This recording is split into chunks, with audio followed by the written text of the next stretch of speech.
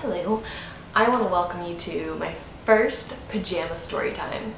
So, this is the story of how my sperm donor became my soon-to-be husband, okay?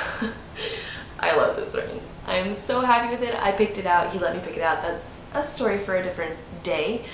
But this is the story of how, like I said, my sperm donor became my soon-to-be husband.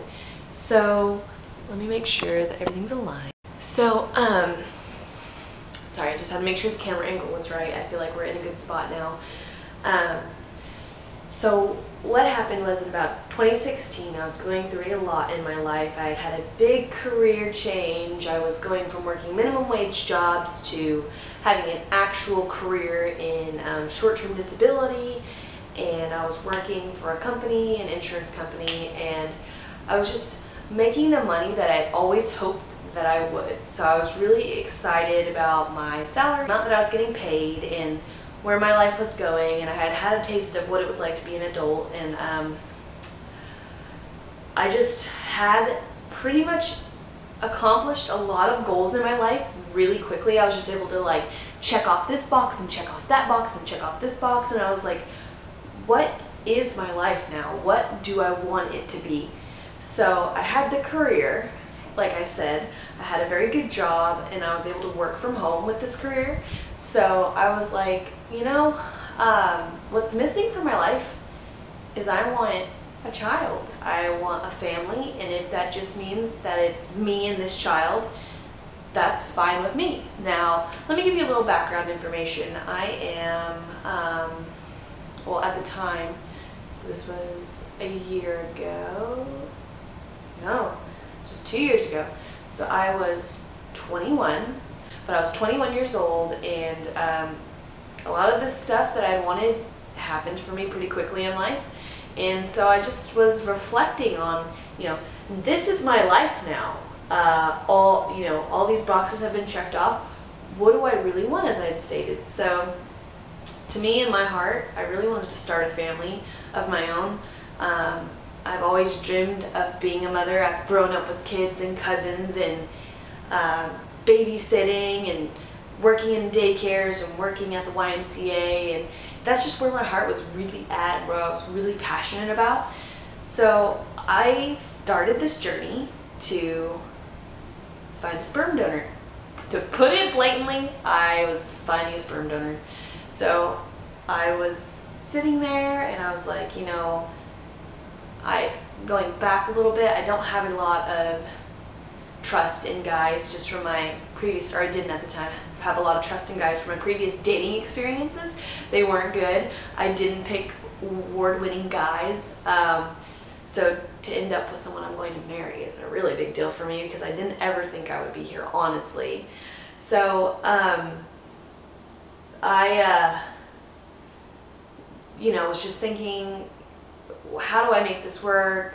How can I start a family? Well, step one in starting a family is you gotta have the sperm to start a family. So I went online to the sperm bank, the cryo bank, or whatever, and I was looking at the prices, and it's roughly, depending on the sperm donor that you choose, about $800 for a vat of sperm to be shipped to your home. So I was like, cool, you know, I have this job, I will pay the $800, I'll have it shipped, and then after you have the sperm shipped, you have to have it spun, and then people typically use an IUI, which is an intrauterine insemination, which is basically where they just stick a long flexible tube up into your body, women, and right next to your cervix, and then they release the sperm, so they have a really good chance of making it to your cervix. So in a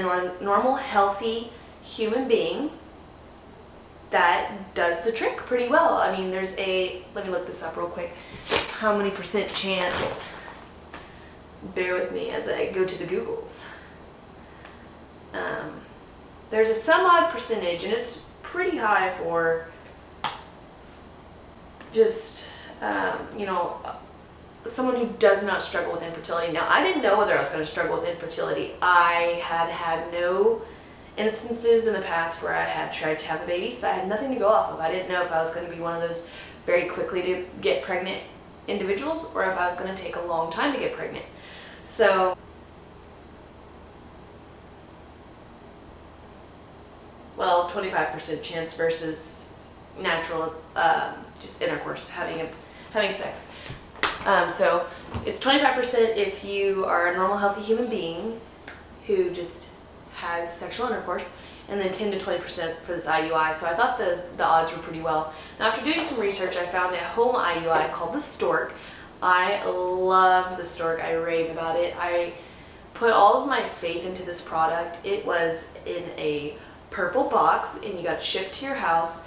And basically, it is like, well, it kind of reminds me of, if you've ever seen those, the design reminds me of, if you've ever seen those tennis ball throwers for dogs, that's exactly what the Stork pretty much looks like.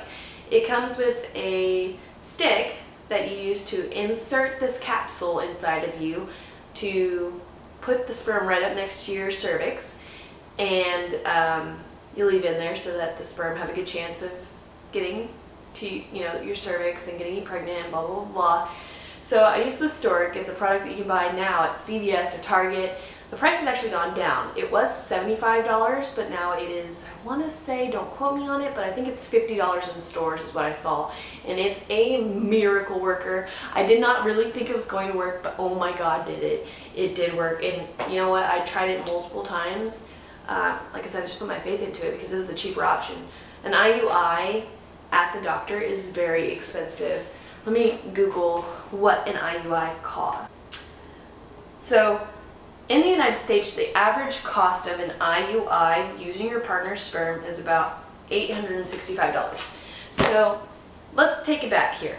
We have $800 to have the sperm shipped to you, then another $800 to have an IUI in your doctor's office. So just based off of that, without any medications to make you ovulate like they want you to, that's $1,600 for one shot at starting a family. Not that it wasn't worth it to me, but I'm the kind of person that's very logical and will always feel like there's something just a little bit better out there that I could try, or that, you know, I'd be willing to invest my money in. So I just started thinking, like, who are some upstanding men in my life that I would possibly be able to ask? So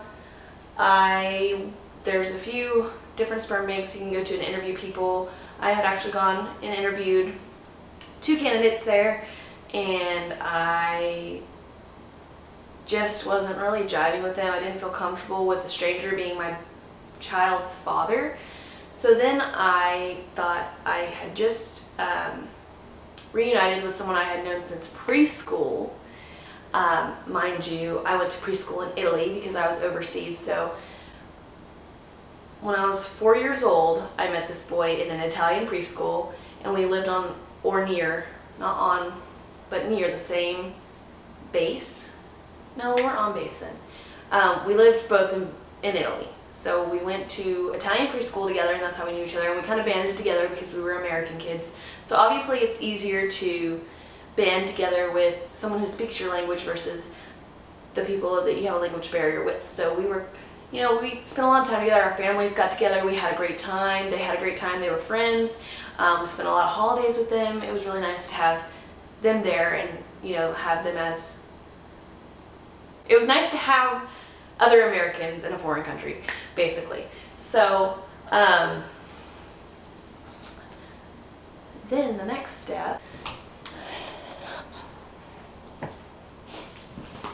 Okay, so after doing a lot of research, I just figured, like I said, it would be easier to find somebody I knew personally to do it.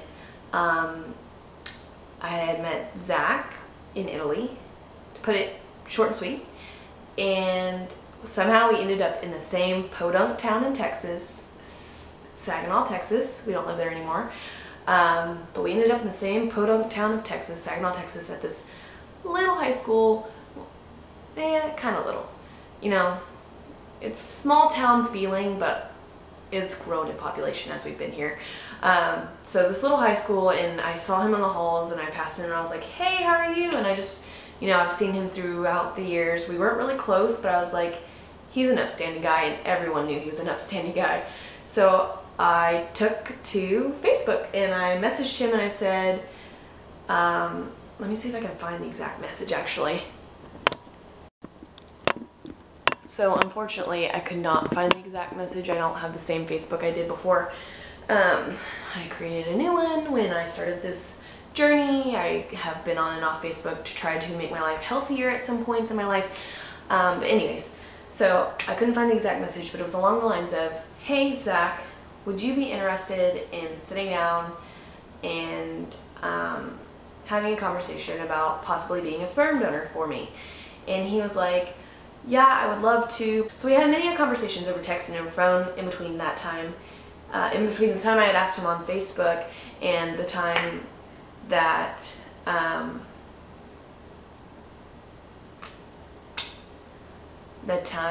we got together. So after that conversation, I went to a lawyer and had this contract drawn up. If he did decide to be the father, that it would relinquish him from all parenting rights, because I knew Zach, I knew of Zach, I knew his morals and his upbringing, but I didn't know him currently or who he was or what he was up to.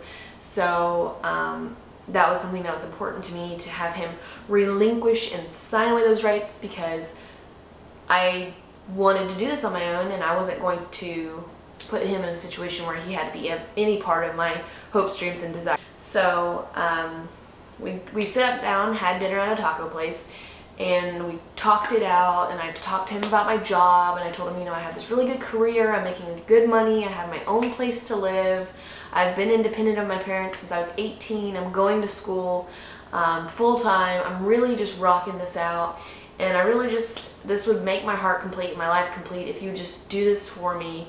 I want to give you as much time to think about it as possible. You know, I don't want to force you into this decision. It's a big decision. And from the first time that we spoke, it was probably a few weeks later from the time that we sat down, and at that table he just looked me dead in my eyes and he was like, I want to do this for you. So that night we sat there and we signed the paperwork, and I said, I'm going to be doing ovulation tests. I'll text you the nights that I need you to come make your deposit, to put it nicely. And we went from there. So I stocked up on these storks, which are a one-time use situation. Cartridges of storks in my closet. I will try to insert a picture of what a stork looks like, well, at least the packaging, so anybody who's struggling with infertility may be able to try it.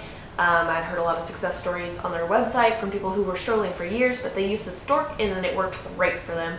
So I'll put that, well, the link in the description below, and then I'll also try to insert a picture somewhere on here, or, you know, just a whole picture. So anyways, I stocked up, I got everything ready, and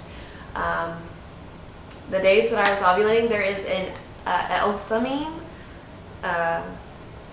that says, you know, where she's like, it's coronation day, and she wakes up. Well, there's one that says, it's ovulation day. Here it is. So I said, you know, it's ovulation day, and I would send that to his phone, and he would know that it was the day to come make his deposit. So he would make this deposit, and then I would take it and use it. So the first time he ever made a deposit was in October. So that first month we tried that, I did not get pregnant. I was very sad. I bought a million pregnancy tests, and I was taking each one, and I was counting my days, you know, 1 day DPO, 2 day DPO, and tracking all my symptoms and being very neurotic and OCD about the entire thing. I'm surprised I even put up with myself, because it was a lot. So I'm tracking all this, and I'm doing all of this, and then I took a break. I was like really upset and stressed out after that. And then, yeah, I took a break in November, so we didn't try in November. I didn't text him. I said, you know, I just need a break. I really just... Let me back this up, because I think we started in August. We did. Sorry. So we started in August. The first month was not good. I didn't get pregnant. The second month is when I had the, not miscarriage, but not the phantom pregnancy, what is it called?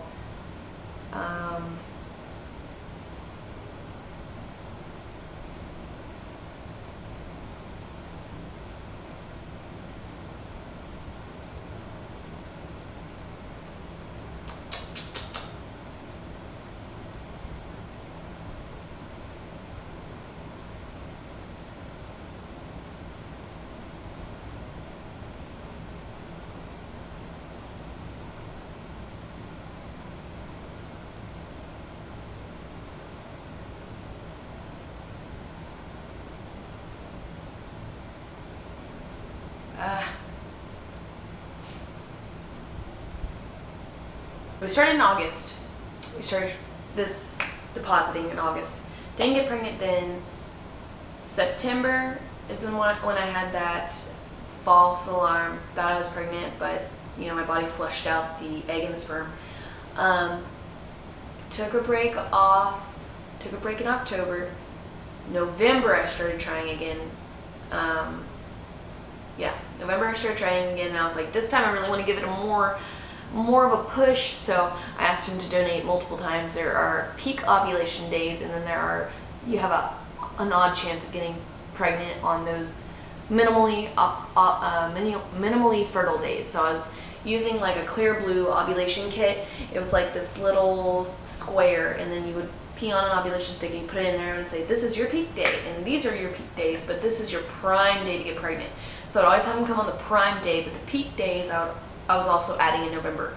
So he came to my home. Sorry, my camera keeps turning off for some reason. So he came to my home 3 or 4 times, and we tried and tried, and I actually spilled one of his donations, and I was so sad. I was like, this is gonna be the reason I'm not pregnant, and I'm so sad about it. But I gave it my all, and I keep saying we, like it's me and Zach, but it was really just me. So I would sit there with a pillow under my bum and do all that to try to help gravity, you know, form this little baby in there, and that quite didn't work out that month. So I was getting really discouraged. So in December, I sat down and I was like, if this is gonna happen, it's gonna happen in this month, and if it doesn't, I'm just gonna quit all this and I'm gonna go back to school and finish some stuff that I have unfinished, and it's just not my time for this, and it's not in the cards. So for December 16th is when December 16th is the day that my whole life changed and everything lined up, and this beautiful marriage of coincidences came together. So the difference between me trying in December and me trying all that other times is I was tracking and constantly, like, every day DPO, I was like, I feel this and I feel that and I feel a twinge and I feel blah blah blah and whatever. So I was overanalyzing everything, and I was just being very neurotic about it. But this month I was like, everyone says you get pregnant when you relax. I'm gonna take a chill pill and see what this has in store for me, because obviously what I'm doing is not working. So the 16th, I was of age. I went out drinking. So I went out drinking, and I had a friend over, so they drove me back to my house, and that happened to be the ovulation day. Now Zach works overnights, still does, always has, as far as this job goes. So Zach works overnights, and so I texted him, and he was gonna be able to come over to that night right before work anyways. So then he got back to me and was like, okay, I can come over at this window of time. It was late at night, so he did. I was, put it nicely, I was drunk as a skunk. Not proud of it, but I was trying to just cut loose, still young, learning my limits, whatever. So I went home, and I did the stork, and the recommended time for this contraption to be in you is a few hours, to put it lightly.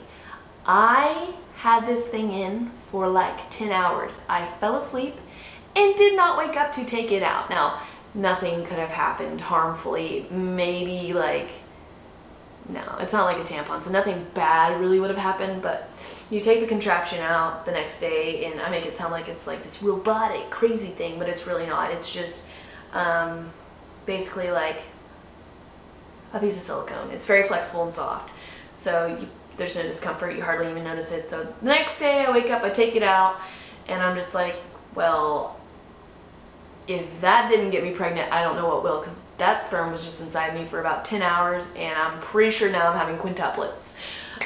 So in my mind I was like, logically, if this is the time, if this is it, this is gonna be the time. So I go about my life and Christmas rolls around and I was just like, please, dear Lord, please let me be pregnant. I really just want a little baby for Christmas. And so on the 23rd of December, I took a pregnancy test and I saw what I thought was a light line, but I had had line eye so many times from looking at so many pregnancy tests over the month that I was like, it's not. And I threw it away. And I was like, whatever, because it was so light, it was like not a thing. My HCG was probably just way too low at that point. So,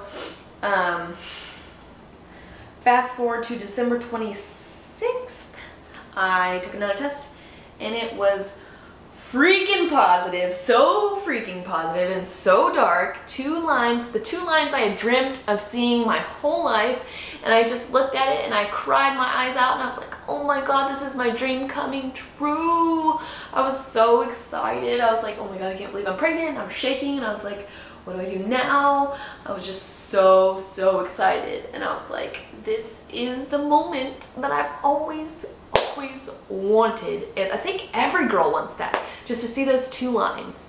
Now, how does that tie into this, you ask? So fast forward through my pregnancy, I was going through a lot with my friends. Some of my friends were moving. I was just having a lot of drama with my friends, and I was just like really stressed out. So I was talking to Zach and confiding in him because, like I said, we had known each other pretty much our whole life since we were 4 years old, and I needed someone to talk to, and he told me that he didn't mind speaking with me, and I told him when I was pregnant, and he was so excited for me, and he was like, congratulations, and just had the perfect reaction that you could ever ask for from someone just simply doing a favor for you. I mean, he made my happiness his personal investment, and that's something I'll never be able to. 13 weeks come by, and I was just like, you know, talking to him about past relationships that I had had, and he was like, I think I want to be more for this baby. I don't think I want to just be the sperm donor. He's like, I think I really want to be in this child's life. I am her biological father. And he came about it in a way that was subtle. And I don't have those sets of texts that it was like subtle and pretty and not, he didn't make me feel uncomfortable about it. So I was like, okay, how would you feel about, I said, how would you feel about being like the baby's uncle? And he was like, I would love that. So we talked and talked a little bit more, and I called him one night in my car, and he was like, we had this conversation on the phone, and he was just like, I really think I want to try to be her dad, or the baby's dad. We didn't know at that point. I was 13 weeks pregnant.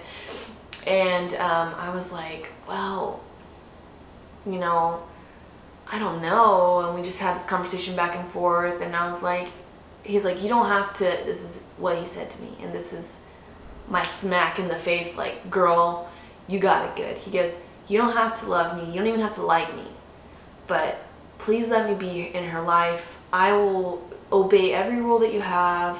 I'll pay your bills for you. I'll do all this stuff. I'll help with the expenses. I'll do all this for you. Just allow me to be a part of her life, and I'll do it on your terms.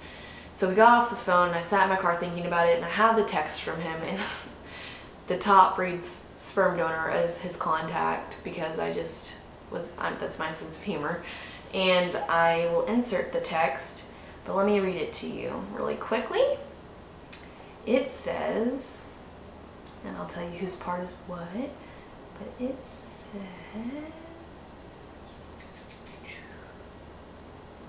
here we go.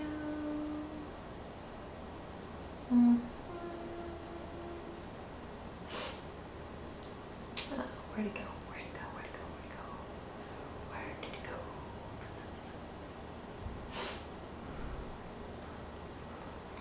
I'm coming, I'm coming, I'm coming. I got it, I got it. It's in here somewhere, people, I swear.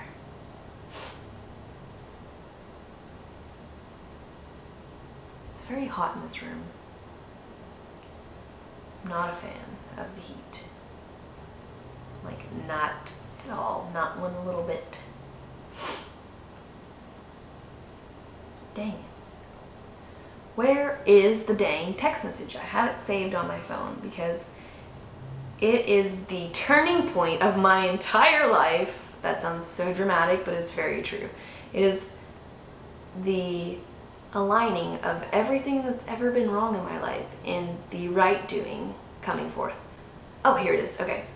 He says, so I've been thinking about what you said yesterday about being involved with the child like an uncle. And I said, yes, sir, ? And I'm just weird. I call everyone sir, so don't mind that part. He said, I'd really like that a lot. Maybe with time I'll gain your trust and possibly could become more for the child. I 100% will support your answer when you come to me, when you come to it either way, because I know you'll be doing what you believe is best for your child. Let me reread that. I really like that a lot. Maybe with time I'll gain your trust and possibly could become more for the child. I 100% will support your answer when you come to it either way, because I know you'll be doing what is best for your child. And I said, okay, well, I'm open to it. Let's hang out and see where it goes. I'm open to someone who treats me right. I really am. And he says, okay, my dadgum camera, it keeps turning off on me. So I gotta make sure she's recording. Okay, she is. Okay, so okay, so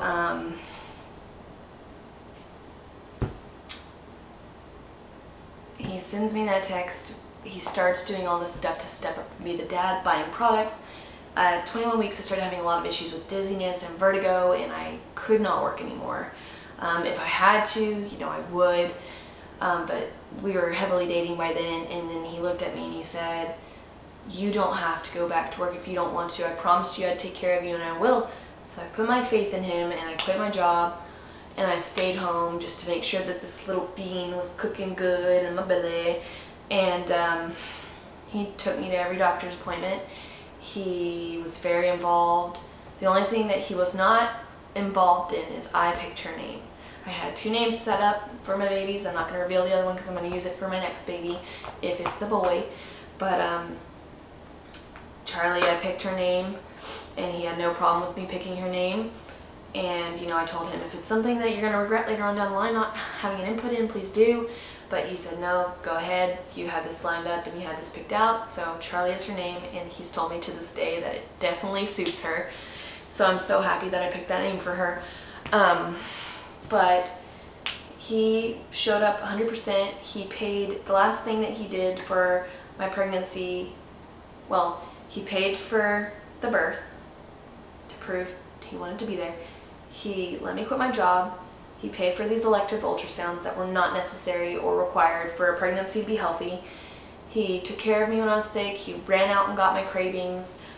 Towards the end of the pregnancy, we did start living together because obviously if he's going to be the baby's father and we were dating, then I would really like to have him there for the nighttime stuff.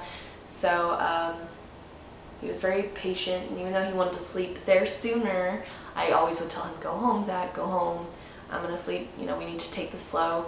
So we did, we took it really slow, and then he started to sleep over right before the baby came. I got very sick. I was really dizzy, and my blood pressure was acting up. He was really great through all that, so we did end up having our daughter early. She was premature, just 3 weeks premature. That's not 3 weeks premature.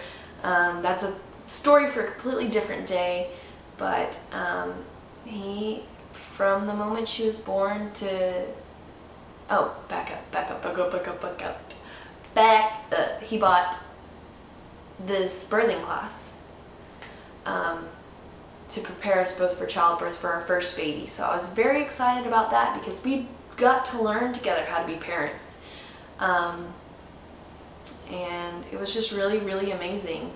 And then we had our baby, and during the hospital stay, he stepped up and he would go to the nighttime feeds in the NICU when I couldn't, and he would bring me pictures and videos, and he would rub my back when I was sad, and he would have his brother and his family bring me food that would comfort me because she was premature. She did get taken away from me and had to go to the NICU, and I had to rest a lot because I had preeclampsia.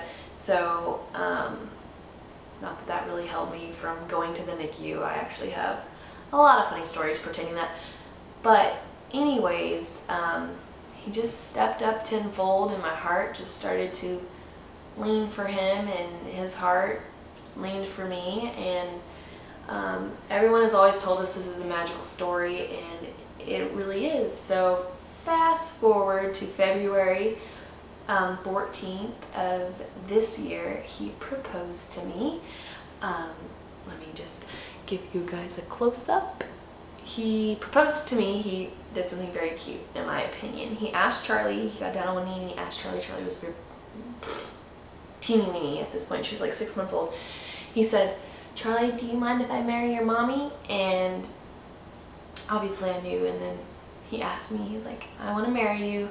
I don't have a ring yet because I want to take you to pick it out because I really don't know what you like, but you know, I want to marry you."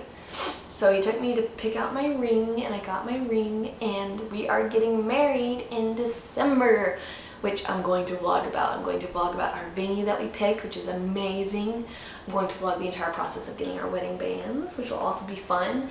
My wedding dress is picked and it is coming in the mail. And oh my gosh, girl, I have some tea on, or ladies and gents, I have some tea on David's bridal and about that whole experience and how it was awful. I did not like my first wedding dress trying on experience. Maybe we'll have to redo it for camera purposes. But anyways, Zach has just been everything and more that I've ever wanted. He's stepped up and been a true man. Shout out to Zach's mom and dad for raising a really good guy. But this is my story, and this is how we became a family, and I think it is the most beautiful story in the world, and it has helped me grow as a person and realize what I really truly want in life, and it's helped my dreams come true.